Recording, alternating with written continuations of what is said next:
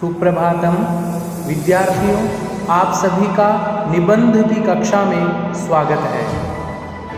हमने पूर्व कक्षा में भारतीय संस्कृति के बारे में पढ़ा था और भारतीय संस्कृति के जितने अंग हैं उन सभी के बारे में किस प्रकार से हम अपने विचारों को निबंध के रूप में बांध सकते हैं उसके बारे में हमने अच्छी प्रकार से पढ़ा था।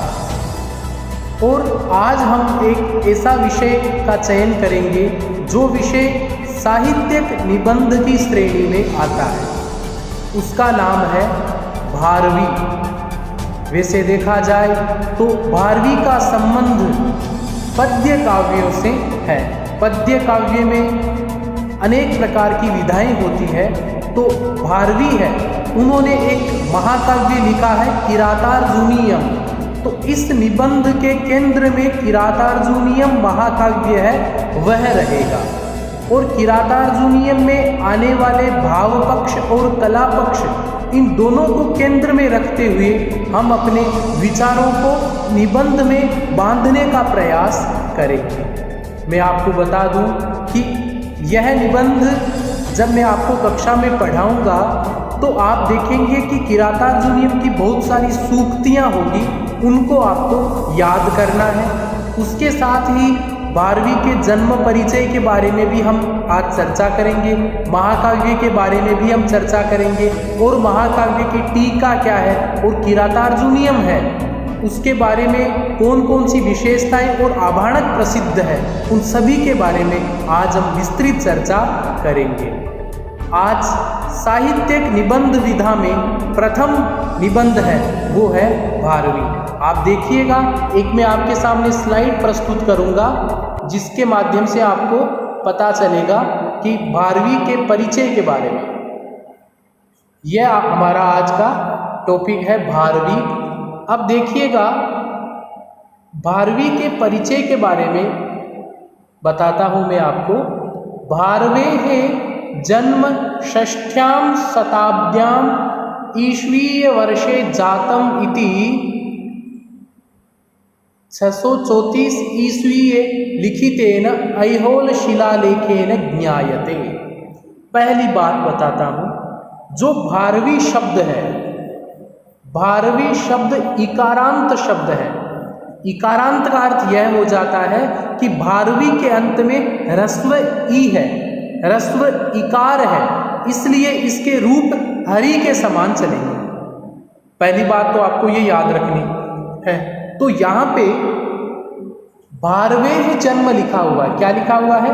भारवेह जन्म। तो यहाँ पे भारवी शब्द की षष्ठी एक वचन भारवेह बनता है। इसका अर्थ क्या हो गया? भारवी का, क्योंकि षष्ठी का अर्थ क्या होता है? का होता है ना, तो भारवी का जन्म। अब देखो, ये जो जन्म शब्द है यह नपुंसकलिंग शब्द है। आप ध्यान रखो, ये निबंध के साथ यदि आप याद रखते हो तो आप अन्यत्र भी इसका प्रयोग सहजतया कर पाएंगे। तो जन्म शब्द है वो नपुंसकलिंग है। इसके रूप चलते हैं जन्म, जन्मनी, जन्मानी, जन्म, जन्मनी, जन्मानी, ऐसे रूप बनते हैं, विसर्ग नहीं आएगा। ठीक है ना? तो देखिएगा, भारवे है जन्म, भारवी का जन्म षष्ठ्याम शताब्द्याम, षष्ठी ईकारांत है तो इसके सप्तमी एक वचन में बना षष्ठ्याम, तो छठी शताब्दी ईस्वीय वर्ष। ईसा के पूर्व होते हैं उसको ईसा पूर्व कहा जाता है, ईसा के बाद होता है उसको ईस्वीय वर्ष कहा जाता है। तो भारवी का जन्म छठी शताब्दी ईस्वी में हुआ था। जातम मतलब हुआ था, इति ऐसा।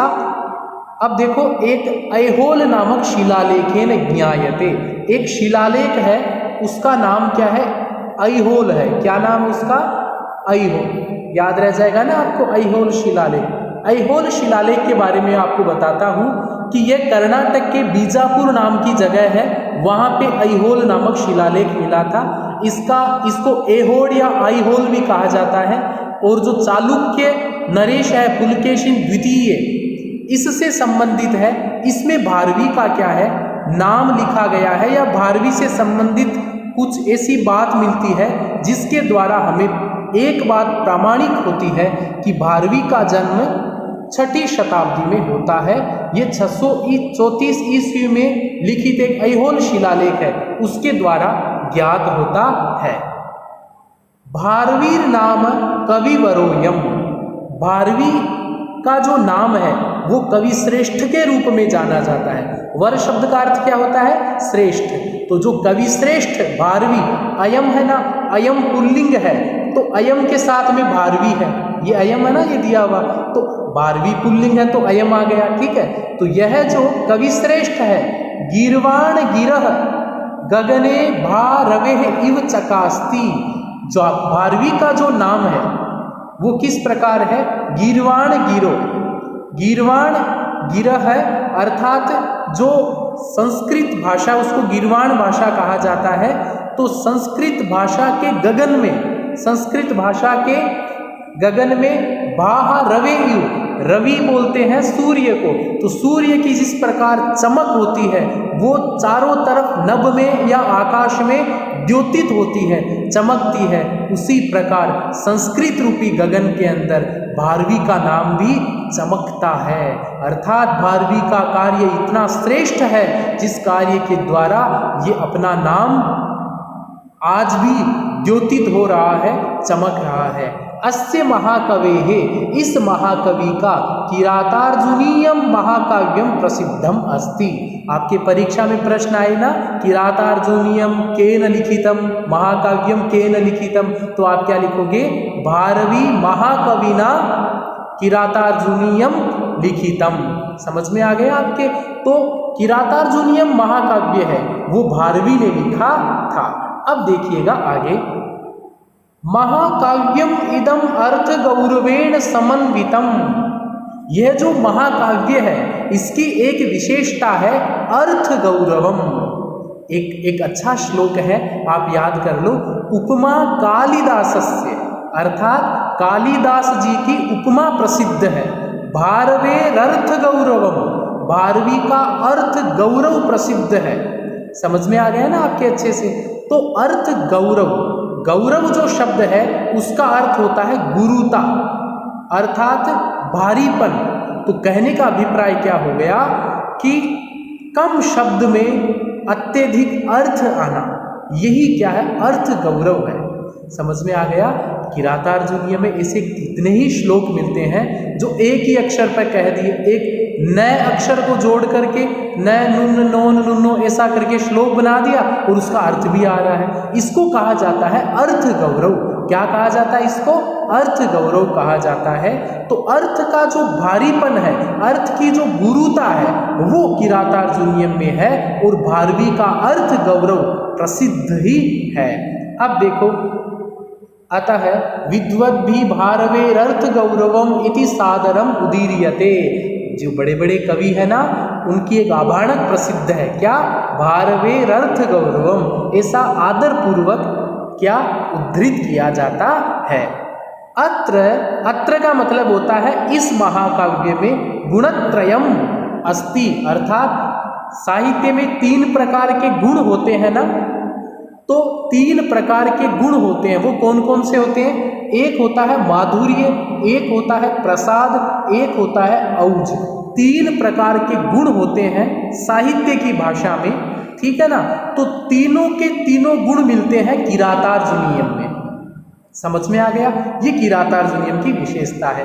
अब देखिएगा, भारवी व्याकरण पारंगतोऽपितु नीति शास्त्रे अलंकार शास्त्रे भी निपुण है। आसीत, आसीत आस्ताम आसन, एक है तो आसीत का मतलब था, 2 है तो आस्ताम 2 थे, बहुत थे तो आसन, ऐसे बनता है। तो भारवी आसीत बन गया ना, किसमें बना? भूतकाल में। तो भारवी व्याकरण पारंगतोपि, अर्थात व्याकरण में भी पारंगत विद्वान है, व्याकरण के भी पार गया हुआ ऐसा विद्वान है। नीति शास्त्रे भी, अच्छी अच्छी बातें होती है ना नीति की, उस शास्त्र में भी अलंकार शास्त्र और अलंकार शास्त्र, इन तीनों शास्त्रों में भारवी क्या है? निपुण है। एक प्रकार का विचक्षण प्रतिभा वाला है, क्योंकि किरातार्जुनीयम को जब हम पढ़ते हैं ना तो व्याकरण की बहुत अच्छी बातें मिलती है, नीति शास्त्र की भी बातें मिलती है और अलंकार शास्त्र की बातें भी मिलती है। अब देखिएगा, आपको बात बताता हूँ, बहुत ही महत्वपूर्ण है। किरातार्जुनीयस्य टीका मल्लिनाथेन लिखिता। मैंने कई बार कंपटीशन एग्जाम में देखा है, ये प्रश्न पूछा जाता है कि किरातार्जुनीयम की टीका किसने लिखी, तो आप याद रखोगे मल्लिनाथ। क्या नाम है? मल्लिनाथ जी ने किरातार्जुनीयम पर टीका लिखी, और उस टीका का नाम भी आप लिख लो, याद कर लो, नाम है घंटापथ। यहाँ पे मैं लिख रहा हूँ ताकि आपको याद रह जाए, घंटापथ। घंटापथ नामक की टीका है जो मल्लिनाथ जी द्वारा लिखी गई है किरातार्जुनीयम। टीका का मतलब बताऊं मैं आपको, व्याख्या होती है ना संस्कृत श्लोकों की, उसी प्रकार व्याख्यात्मक जो ग्रंथ होता है उसको टीका कहा जाता है। तो घंटापथ नामक की टीका मल्लिनाथ जी के द्वारा किरातार्जुनीयम पर लिखी गई है। अब देखो, आपको एक आभाणक प्रसिद्ध है उसके बारे में बताता हूं। तेन उक्तम, मल्लिनाथ जी के द्वारा एक बात कही गई है, वाक्य कहा गया है, आपको याद रखना। नारिकेल फल सम्मीतम वचो भारवे सपदि तद्विभज्यते स्वादयन्तु रसगर्भ निर्भरम सारमस्य रसिकायथेप्सितम। देखो, अतः महाकाव्यमिदं नारिकेल फलेन उपमीयते। आपको मैं सरल भाषा में समझाता हूं। मल्लिनाथ जी कहते हैं कि किरातार्जुनीयम जो महाकाव्य है नारिकेल फल के समान है। नारिकेल का अर्थ होता है नारियल, कोकोनट, है ना। तो नारियल के फल के समान भारवी का महाकाव्य किरातार्जुनीयम है। नारियल की क्या विशेषता होती है? बाहर से बड़ा कठोर होता है, पर अंदर से जो नारियल की जो गिरी होती है, अंदर जल होता है, वो देखो कितना मुलायम होता है ना। तो बाहर से कठोर और अंदर से बहुत ही नरम, ठीक है ना। इसी प्रकार नारिकेल फल सम्मितम, नारियल के फल के समान वचो भारवे है। वच है मतलब वाणी, भारवी की जो वाणी है किरातार्जुनीयम में वो नारियल के फल के समान है। सपदि तद विभज्यते, उसके बाद में क्या है, नारियल के छिलके को तोड़कर ही गिरी खाई जा सकती है। इसी प्रकार से स्वादयन्तु रसगर्भ निर्भरम सारमस्य रसिका यथेप्सितम, उसी प्रकार भारवी जी ने इस महाकाव्य में अनेक प्रकार के जो रस है, सहृदय रस है, उन रसों को महाकाव्य में भर दिया गया है। करना क्या पड़ेगा?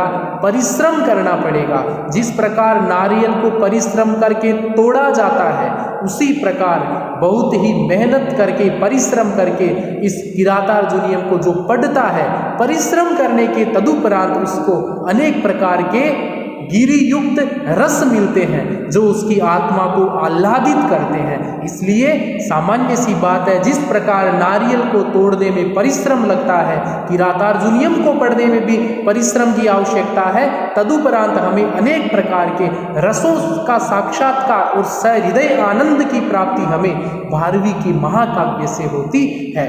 ये परीक्षा में प्रश्न आ जाए ना कि नारिकेल फल के द्वारा किसने उपमा की है इस भारवी की, तो आप ये इसमें मल्लिनाथ लिख सकते हैं। अब देखिएगा, आपके सामने दूसरी स्लाइड है जो क्या कहती है, अर्थ गौरवम अस्य महाकाव्य से वैशिष्ट्य।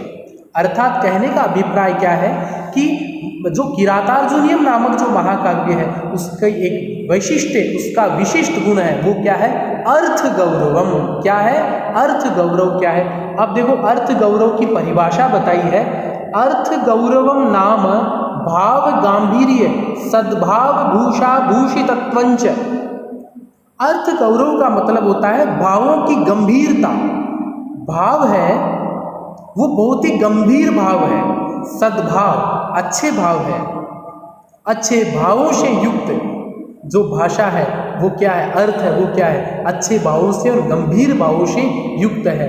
भाव मूलकत्वाद महाकाव्य से, और इस महाकाव्य की विशेषता क्या है? किसी भी महाकाव्य की विशेषता उसके भाव होते हैं, जितने अच्छे भाव होते हैं उतना अच्छा ही वह महाकाव्य सिद्ध होता है। भाव भूषया च काव्य गौरवस्य समभिवृद्धे अर्थ गौरवम महदुपकारी महाकाव्यस्य।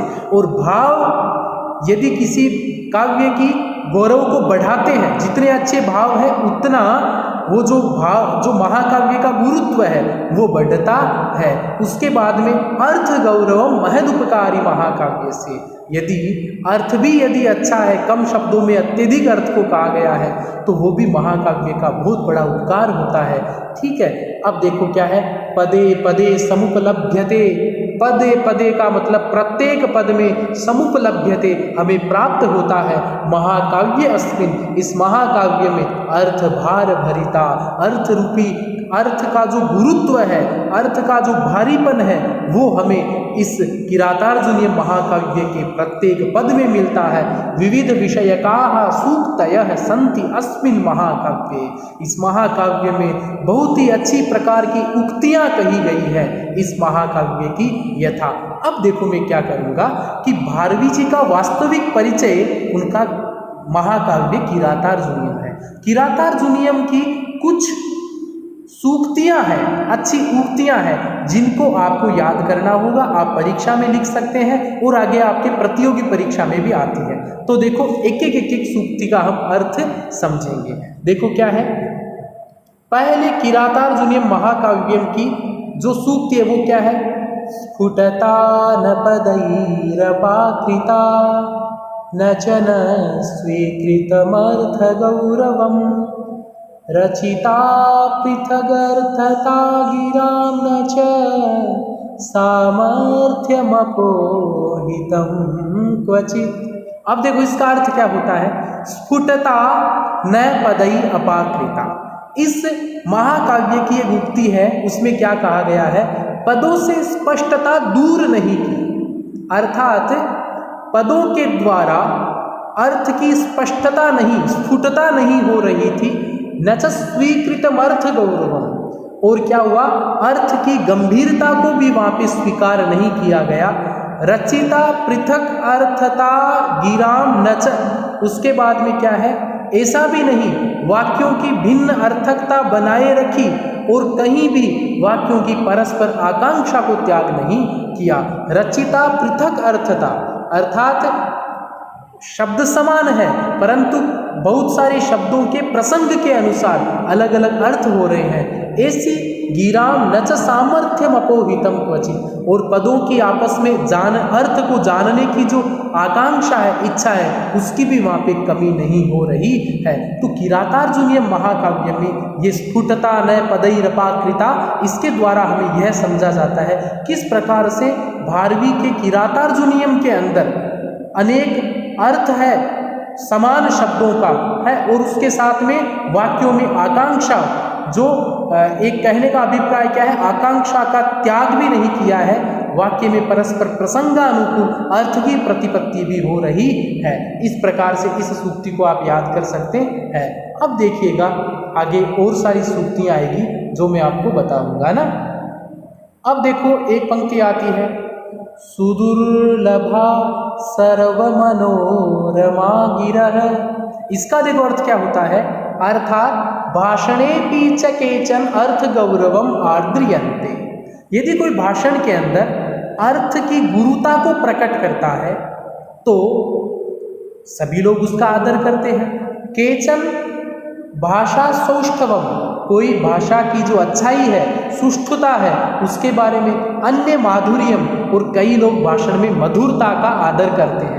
अपरे भाव प्रकाशन शैली, दूसरे व्यक्ति जो भावों को प्रकट करने की, भावों को एक्सप्रेस करने की जो स्टाइल है उसका आदर करते हैं। इति महति विरोधे वर्तमाने, बहुत अत्यधिक विरोध होने पर सर्वमनः प्रसादिनी की सुदुर्लभा, जो प्रत्येक मन को अच्छी लगे ऐसी वाणी तो कहा जाए तो दुर्लभ है। ऐसा हो ही नहीं सकता कि किसी व्यक्ति की पूरी बात सभी को अच्छी लगे। तो क्या कहा गया है, सुदुर्लभाः सर्व मनोरमा गिरह। ये जो गिरह पद है वो गिर शब्द से बना है, वाणी को बोला जाता है। गी ही गिरौ गिरह, तो गिरह गी शब्द की बहुवचन है। समझ में आ गया ना। तो सुदुर्लभा बहुत अत्यधिक कठिन से प्राप्त किया जा सकता है। सर्व मनोरमा गिरा, सभी के मन का रमण कराने वाली जो वाणी है वो तो बहुत ही अत्यधिक क्या है, दुर्लभ है। अब देखो आगे क्या है, आगे एक पंक्ति और आती है, सूक्तियाँ है। इसकी जितनी सूक्तियाँ याद करके आप समझोगे उतना आपका लाभ होगा, आगे भी आपके काम आएगा। अब देखो आगे क्या, एक पंक्ति और आती है, गुणगृह्या वचने विपश्चितः इति विदुषाम स्वभावस्य विवेचनम। एक पंक्ति है कि गुणगृह्या वचने विपश्चितः, किरातार्जुनीयन की पंक्ति है। इस पंक्ति में विद्वान लोगों के स्वभाव के बारे में बताया गया है। क्या बताया है, गुणग्रहणे धृतधियो भवन्ति विद्वांसः, अर्थात गुणों के ग्रहण करने में जो विद्वान व्यक्ति होते हैं वो बहुत ही धैर्य पूर्वक बुद्धि को रखते हैं। उसके बाद में एक पंक्ति और आती है, इंगितज्ञस्य न विषीदति काले नहीं इंगितज्ञो अवसरे अवसीदति। ये पंक्ति है। इसका अर्थ क्या होता है, देखो ये पंक्ति है, नहीं इंगितज्ञो अवसरे अवसीदति, ये पंक्ति, इसका अर्थ क्या है, इंगित बोलता है इशारा, यह मतलब जानने वाला, इशारों को समझने वाला, अवसरे न अवसीदति, उसको कोई अच्छे अवसर आने पर कोई से भी समय के अंदर वह व्यक्ति दुख नहीं, कष्ट को प्राप्त नहीं करता है। उसके बाद में देखो क्या है, एवं अत्र स्नेहस्य गौरवम, प्रेम के बारे में भी किरातार्जुनीय में कई सूक्तियां मिलती है। देखो एक सूक्ति बहुत अच्छी है, क्या है, वसंति ही प्रेमणि गुणान वस्तुनि, वसंती वास करते हैं, प्रेमणि अर्थात प्रेम में वास करते हैं, गुणा अच्छे गुण होते हैं ना, वो स्नेह में प्रेम के अंदर क्या करते हैं, वास करते हैं न वस्तुनि, वस्तुओं में गुण होते हैं, कभी निवास नहीं कर सकते। आवश्यकता क्या है, प्रेम की आवश्यकता है। आज के समसामयिक समय में जब व्यक्ति स्वार्थ की ओर प्रवृत्त हो रहा है तो हमें समझना चाहिए प्रत्येक मानव के प्रति प्रेम है, उस प्रेम के अंदर ही आपके क्या है, गुण निर्धारित होते हैं। अर्थात स्नेह आधिक्येन गुणानाम निधानम न तो वस्तु सौंदर्यम, वस्तुओं का सौंदर्य इतना महत्व नहीं रखता जितना प्रेम महत्व रखता है। स्नेही सदा प्रियस्य अनिष्ट निवारणाय यतते, एक पंक्ति है, प्रेम पश्यति भयान्ये पदेपि, अर्थात यदि कोई व्यक्ति किसी से प्रेम करता है तो उसका मन में एक ही लक्ष्य होता है, अनिष्ट निवारणाय, किस प्रकार से उसके दुखों को मैं दूर करूं, यही उसके मन में इच्छा रहती है। यदि आप किसी से हम प्रेम करते हैं, प्रत्येक जंतु से, प्रत्येक प्राणी से, तो अनिष्ट न हो उनका, इसके लिए हम क्या करेंगे, प्रयास करेंगे। तो देखो कितनी अच्छी सूक्तियां आ रही हैं जिनको आप क्या कर सकते हैं, याद करके लिख सकते हैं। उसके बाद में मित्र लाभश्च लाभो अपूर्व है, मित्रता रखने से उसका क्या लाभ है, उसके बारे में कई इसमें सूक्तियां आई है। मित्र लाभम अनुलाभ संपद है, यदि किसी व्यक्ति के पास मित्र है तो उसके पास में सभी प्रकार की लाभ संपत्तियां उसके पास रह सकती है। योगिनाम विषये यथा, योगियों के विषय में भी कुछ बातें बताई गई है। योगिनाम परिणमन विमुक्तये येन नास्तु विनय सता प्रिय है, अर्थात विनयेन एव योगिनो मुक्ति समधिगच्छन्ति, जिसके पास में विनय झुकने का भाव है, विशेष प्रकार से झुकने का भाव है, वही योगी मोक्ष को प्राप्त होते हैं। जो अविनयी होते हैं, वो चाहे योगी हो या मनुष्य हो, वो क्या नहीं कर सकते, वो मुक्ति को प्राप्त नहीं हो सकते।